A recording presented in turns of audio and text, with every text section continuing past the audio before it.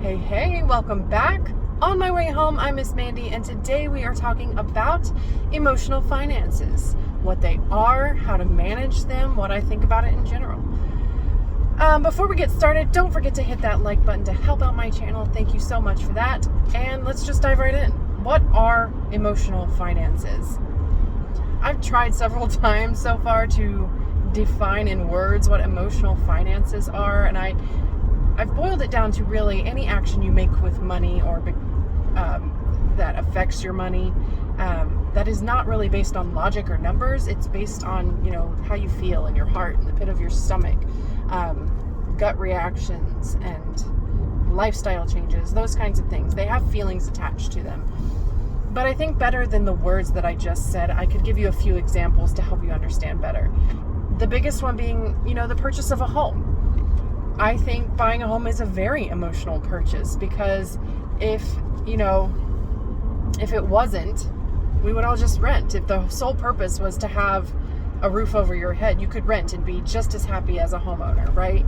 But why do people want to own a home? Well, they want a space of their own. They foresee their lives being lived in it. They see themselves making their stories. They see themselves growing as a human and growing up. In a lot of cases, when you're buying your first home, you see yourself growing into an adult in that space. You might see yourself starting a family. And, it's just, those are really emotional things that you're envisioning. Your life is an emotional experience. We're emotional beings as humans. And buying a house is one great example of how that can affect our finances, because we go and we a lot of times don't have the money to buy a house outright. I know I don't. And so we borrow thousands, hundreds of thousands of dollars even, in order to make this purchase based on emotions. And we'll talk about whether that's a good or a bad thing here in just a minute. A couple other examples of emotional finances are being attached to a certain brand. Brand loyalty is emotional finances. You might be willing to pay more for a certain brand because you believe it to be better. It may not actually be better. We've all seen the people talk about how store brands are just name brands with a different label sometimes.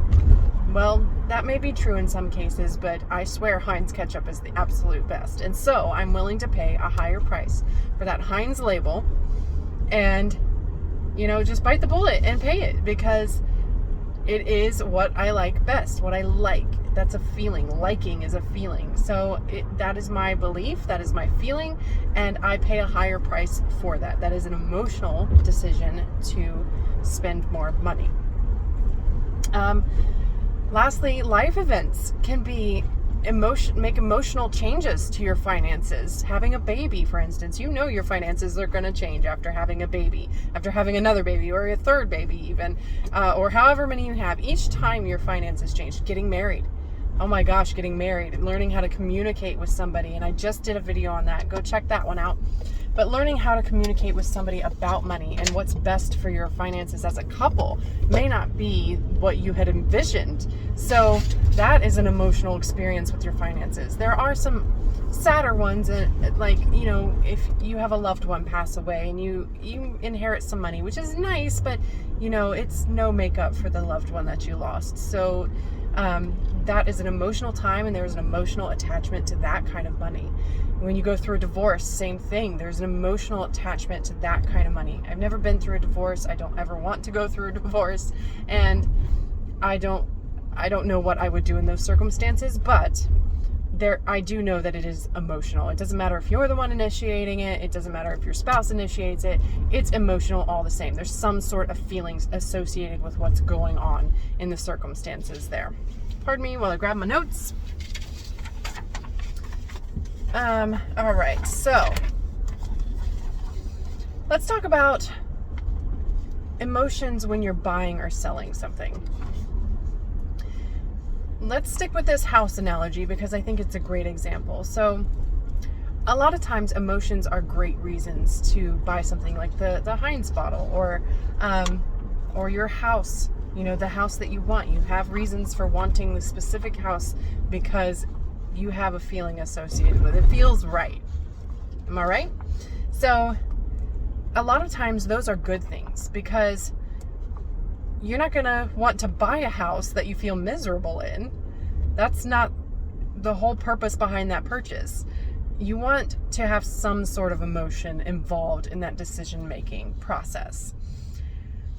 What you don't want is like a knee-jerk reaction that makes you purchase. When, buy now and you'll save 10%, buy now or else this deal goes away forever. Those are emotions that are manipulated by marketing, pretty much. And those are the things you want to stay away from, because it's fine if it's your true emotion. If, you see this house and it's the one you want and that's the reason you buy it. But if you buy this house just because you think somebody else is going to get it, but it's not really what you're looking for, but it's the only one, and this is especially applicable right now in the market. You feel like this is the only opportunity you're going to get, but it's not really what you're looking for. That might not be the best way to rely on your emotions. That feeling of urgency. Other reasons, let's see. Consider your values. Those are also emotions, right? Consider what is important to you. Is it, do you not believe in debt at all, and you want to buy a house, but because of the way the housing market has gone up, you now plan to get in debt? That doesn't go along with your values. You're going to have a lot of inner conflict about that kind of thing. Now, I'm a big fan of saying that you can change your mind, because I've changed my mind about debt. I was all against debt when we were following Dave Ramsey, and since then have learned how to use debt. So I think people can grow and change in that way. It doesn't have to be like once you believe that debt is bad, it stays bad forever. It's that you adopt different beliefs based on what you know, based on the data at hand, based on your feeling, right? And how you can handle this situation. At the time that we thought debt was bad, we'd only had bad experiences with debt.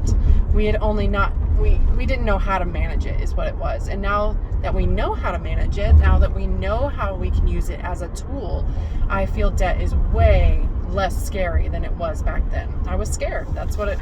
And that's an emotion too. So emotions can be a factor in moving forward in a good way. They can be a factor in moving forward in a bad way. They can also be a factor in staying behind when you should be moving forward. For instance, with the house, if you have, a house where your kids came of age, if you have a space where, your family has lived and now you're moving, that can be a hard transition. But if emotions is the only reason you're staying in a place that you can't afford, or if it's the only reason you're staying in a place that you don't want to be in anymore for other reasons, then that's not a good thing, right? Next, let's talk about emotions and investing, because this is, I think, where a lot of people really get into trouble. I think we need to separate emotions from investing for the most part. I think, and I'm just getting into investing, so I'm not the number one authority on this, but when you put emotions into investing, then it becomes almost like it becomes a game not of numbers, which is what investing is all about. It becomes more like charity. For instance, let me give you an example. I've been experimenting with some peer-to-peer lending, and on the platform I use, the borrower states the reason they need this loan. And these are small loans, very, very small loans, and a lot of times it's for bills. Sometimes it's for baby formula. Sometimes it's for diapers. Sometimes it's to pay rent, to avoid eviction. And those are all very emotional things. And if I could, I would help every single one of them, because I feel what they are feeling. I feel that place of trying to survive and not having enough money. I've never been there myself, but I can sympathize with that feeling and would want to help someone. If it were me, I would want someone to help me. So that's kind of how I see those situations. But I have to keep in mind what my end goal is. Is my end goal to help people, or is my end goal to make money? because those are two separate ventures right there. Now, you can have a charity, you can, give people money, and that's fine and well and good. But if your goal is to make money and then you get your emotions involved in it, then you start making bad financial decisions. Not all financial decisions based on emotions are bad, but when it comes to investing, it has to be more about the numbers. It has to be. Because if it's not, then you're not investing, right? You're not investing successfully anyway. And the whole purpose of investing is to get a return on your investment. All right. Again, even like with, sorry, that was difficult to spit out. Just like with purchasing, you want to avoid anything with any kind of urgency to it in investing. So anything with a time limit, like act now or lose out forever, anything like, if the advice you're following is not your own, it's not your own conclusions, it is, I'm selling because the market's going down and now you should sell too. That's what people are telling you, and that's the only reason, that feeling of urgency is the only reason, then I think we could do without that in investing. So let me just give some final thoughts. I know I didn't articulate that very well, but let me just give some final thoughts on this matter. Emotions do have a place in investing. Emotions do have a place in your finances. You can't separate your emotions from your money entirely, because your emotions are part of you. Your values, your beliefs, your loyalties, that's part of who you are. And, your money's going to go where you believe. Your money's going to go towards those things you believe in. And I think money and emotions are inseparable in that way. However, I think you need to know yourself. Know if you're the kind of person who makes those knee-jerk reactions when something happens. Do you fly off the seat of your pants? Or do you stop and think and analyze and consider all the information? I happen to be in the latter category.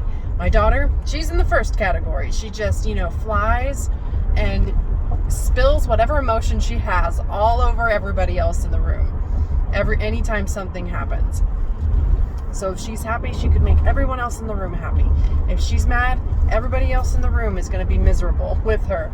So what kind of person are you? Are you, one end of the spectrum? Are you the other end of the spectrum? Are you somewhere in the middle? Just know yourself and maybe set some guidelines in place for purchases, for investing, so that you have the right mindset when it comes to those things.